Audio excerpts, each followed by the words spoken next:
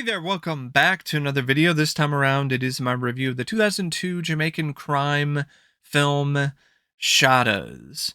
Now, before I get around to sharing more of my thoughts on this film, I would like to give a special shout out to Shine for yet again requesting another review. And if there's another film, TV show, or topic that you'd like to see me discuss in the future, feel free to donate to either my PayPal or to my Patreon. The link to both is in the video description down below, and I will try to get to your request as soon as I possibly can.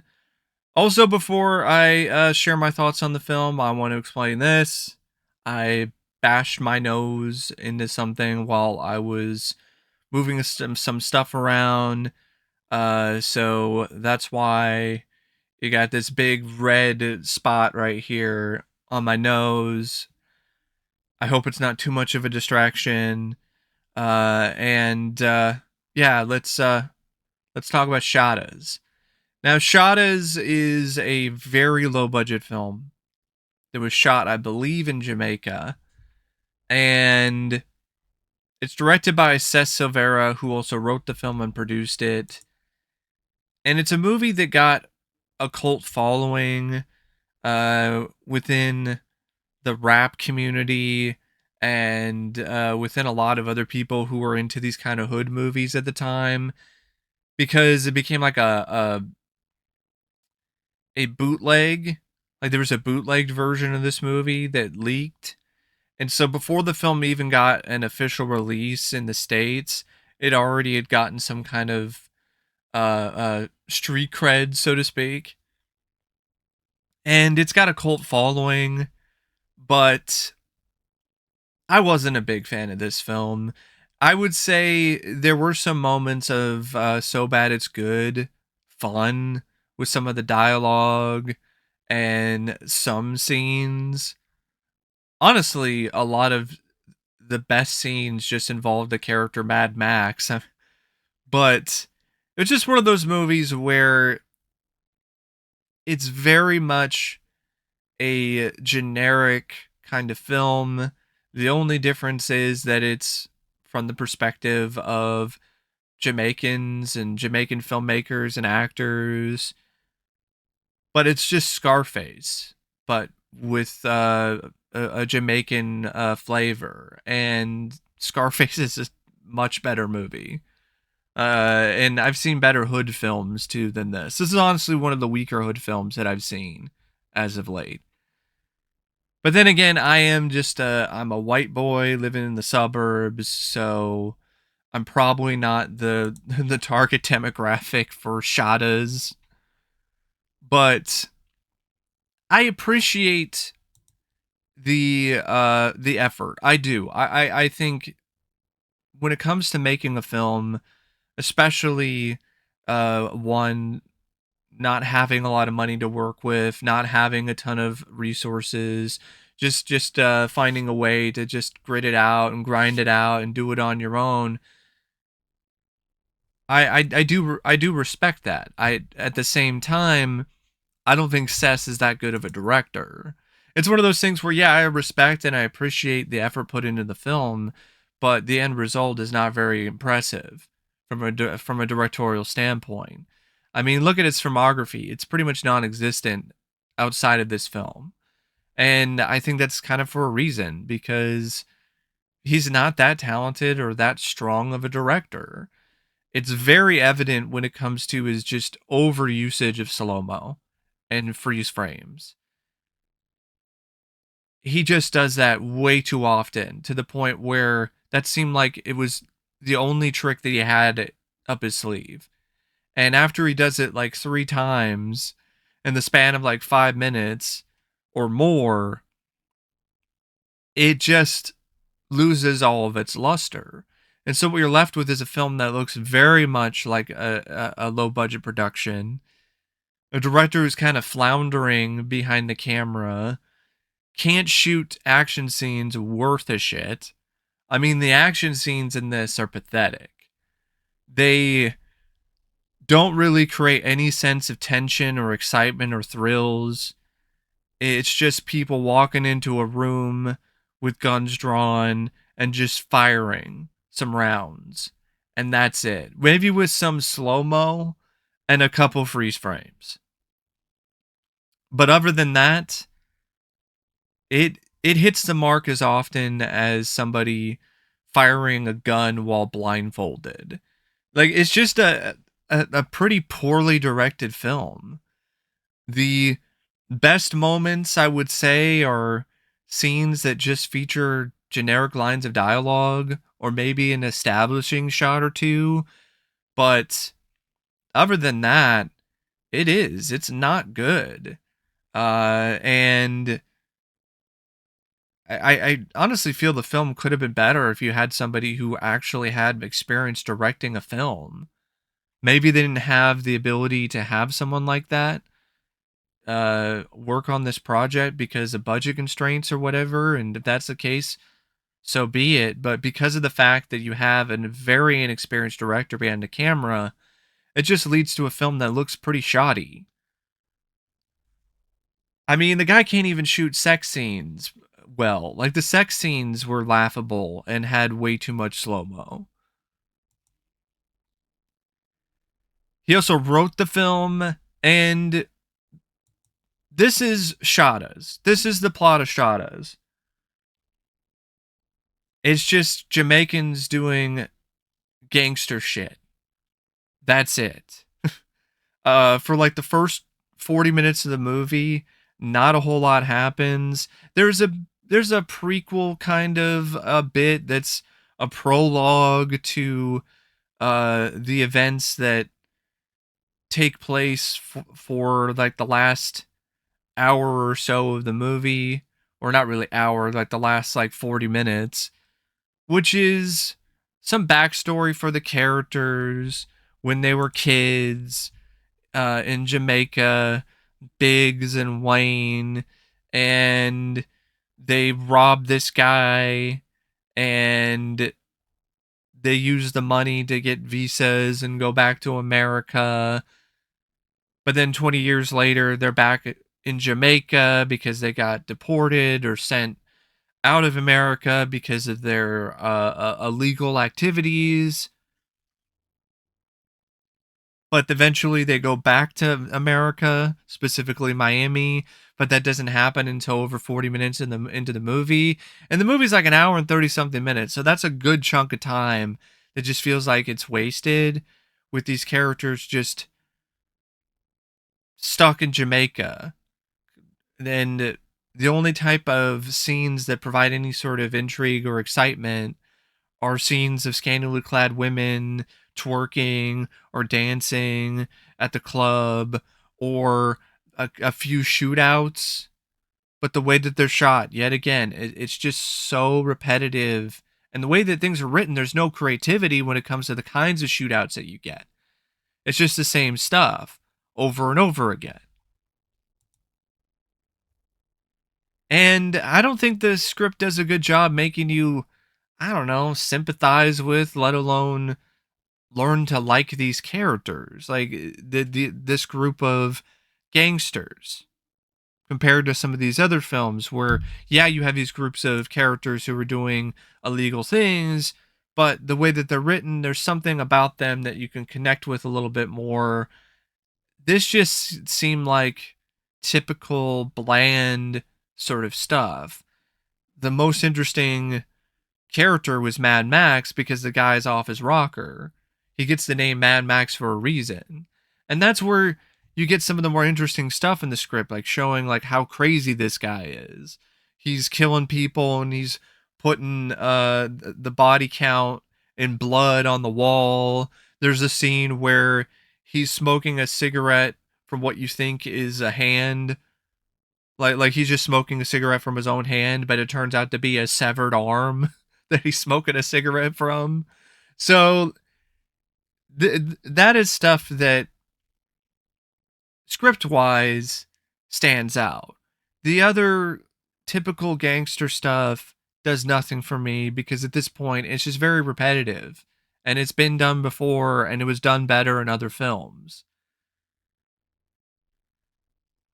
There are some lines of dialogue, though, that I think are unintentionally funny. I don't think they were intended to be funny. I think it just turned into sort of a room scenario where the way that the lines were said made them funny. Like, I'm not going to take any of this fuckery.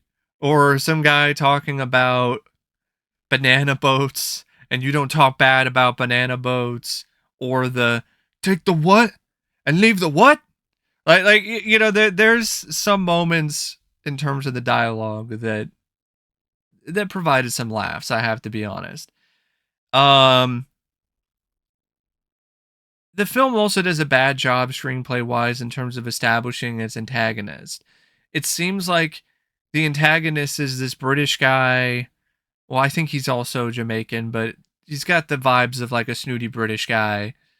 And he works for the government or whatever. And he's trying to get the trio of gangsters to leave Jamaica. And he's doing it in ways that are less than desirable, probably isn't the right word, but he's breaking the law himself. He's not following the rules, and he's trying to get the upper hand, and he's willing to screw them over to do it. And they catch on what the guy's doing, and they eventually get their visas and take him out, and then go to Miami. And it just felt like that whole first part of the film was like they're establishing this guy as an antagonist, and then they shoot him dead, and then now we're moving on to a different antagonist who is this drug dealer uh who took over Biggs's empire. So yeah, this drug dealer Teddy Bruckshot. And I think they should have just established Teddy as the antagonist from the beginning, not even bothering with this other guy. But that's just what happens when you have a writer who's inexperienced, doesn't really have a lot of experience writing a film, so just kind of just writes stuff that happens randomly. Like a scene at a jewelry store when Wayne and Biggs, they spend all this money, and then Wayne just all of a sudden bangs the jewelry clerk in the back room because apparently the jewelry clerk wants him just because.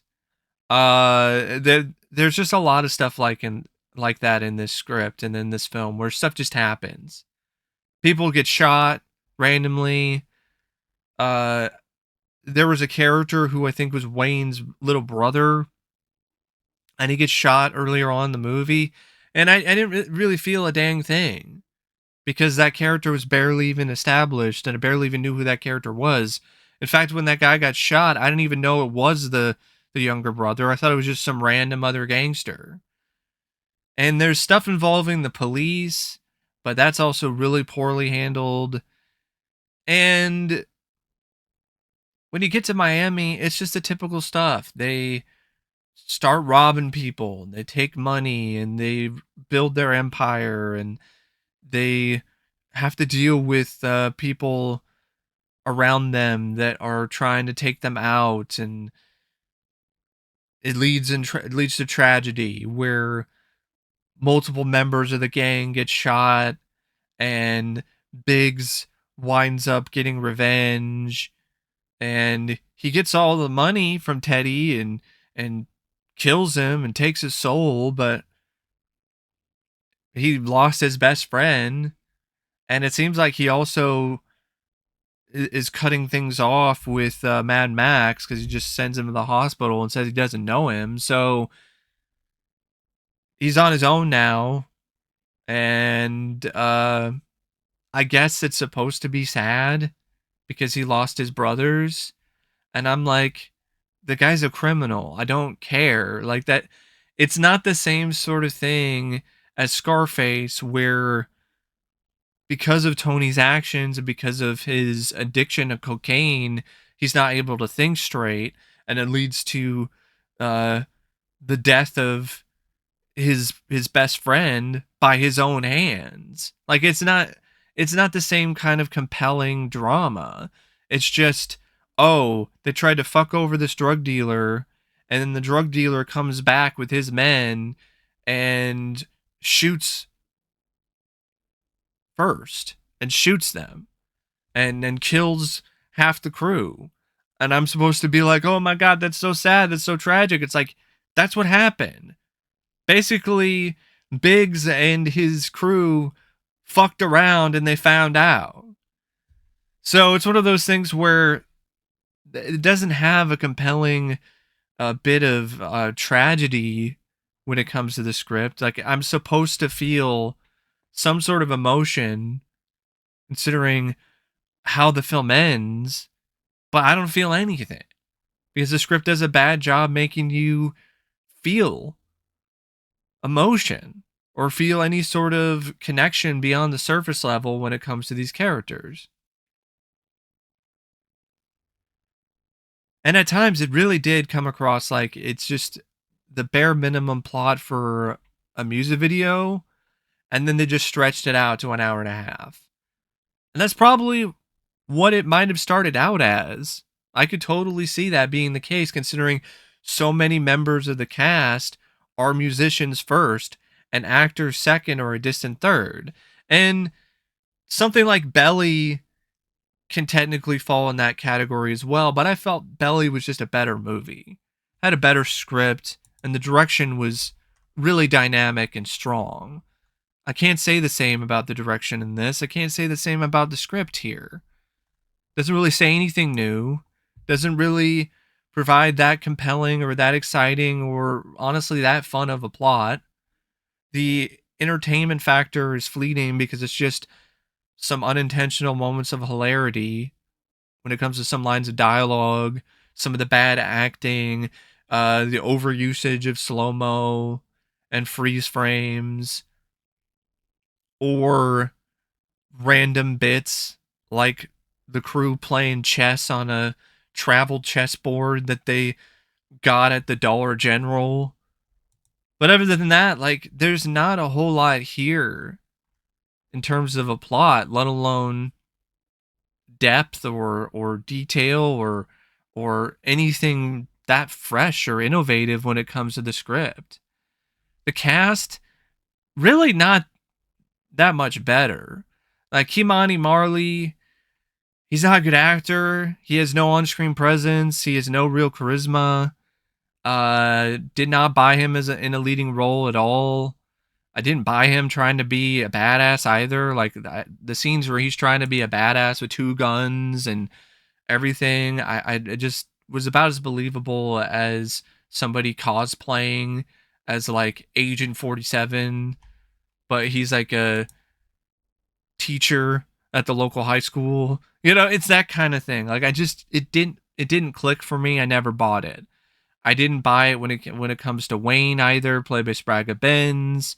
The only one that really made me believe that he was like a badass gangster that you don't want to fuck with was Mad Max, played by Paul Campbell.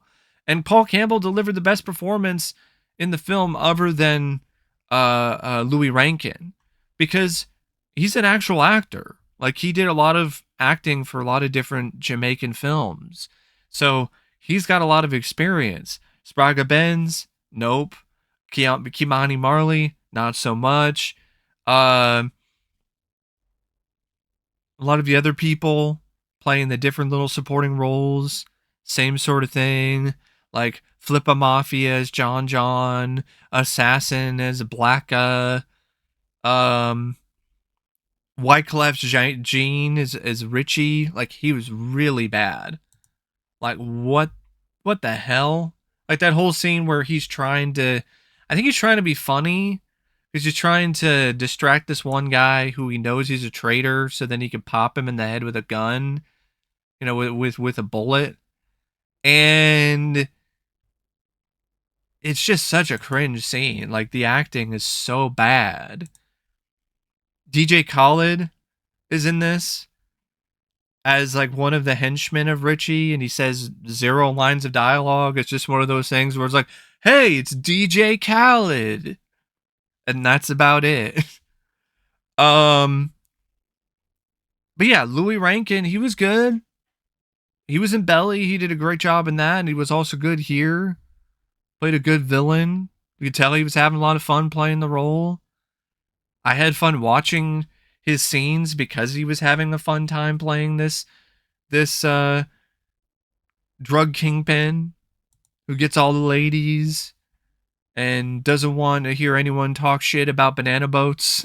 Like he was fun. He did a good job, but so many other members of this cast were just below average or just really bad.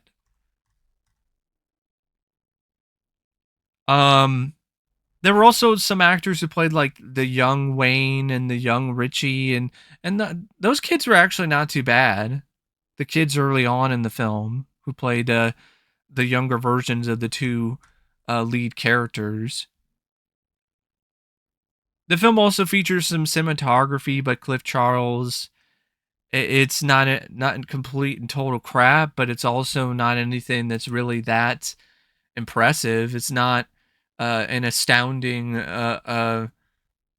level of quality, so to speak, when it comes to the cinematography. It's just very run of the mill. The editing by Danny Sapphire, though, sucks.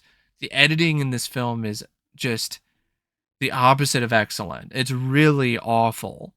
It really hurts so many of the scenes in this film because it just has too many quick cuts, too much slow mo, too many freeze frames of like black and white randomly.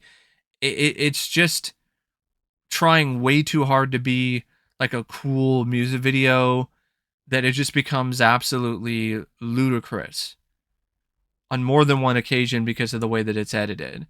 The music by Stephen Marley, I like the songs that are featured in the film, except for the sappier ones. There's some sappier ballads that are used a couple times near the end of the movie. There's even one used in what's supposed to be like a climactic action scene, and it doesn't fit the tone of the scene at all. The sappier ballads I didn't care for, but the reggae rap that was featured in it, catchy, had a good beat to it. Uh,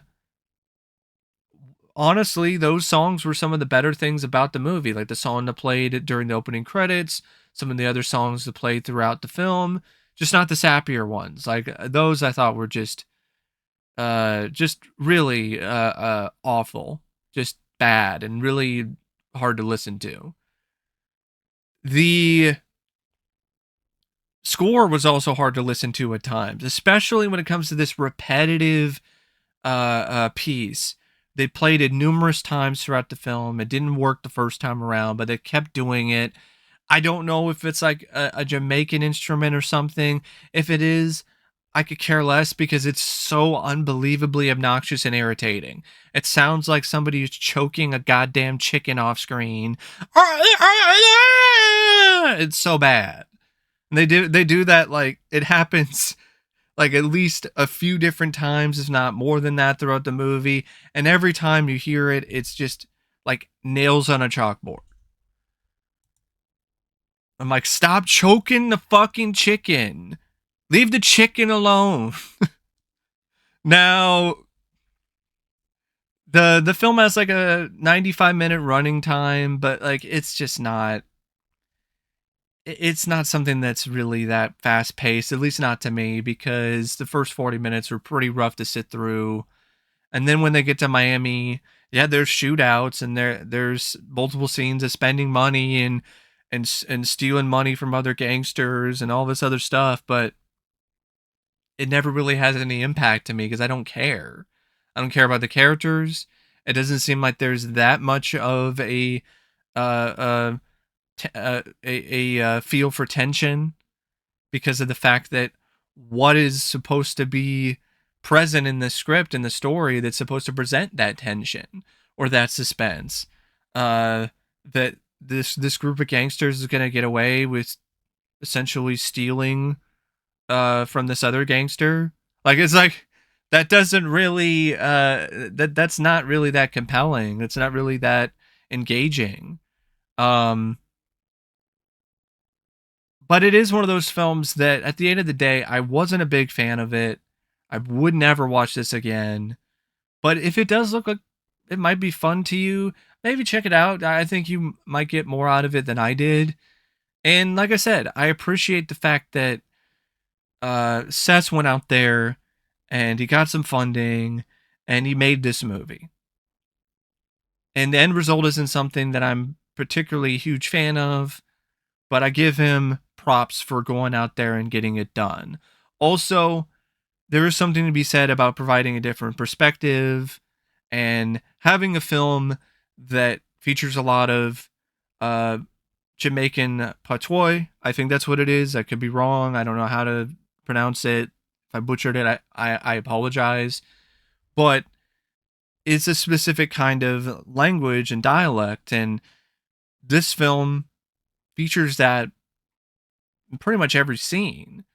So there is something authentic about that, and there is something genuinely intriguing about that. And that I like the fact that this film exists just to provide an example to outsiders who aren't from Jamaica, just to get a little glimpse, a little look at what the language is, and to see it being employed in an authentic fashion from the people who know it and have spoken that language for their entire lives. Like, this isn't some guy from LA, some white guy from LA, just doing some research online and just throwing in some phrases. Like, this is clearly from the perspective and from the point of view of somebody who knows this language. And so that was definitely something that kept me intrigued by the film, just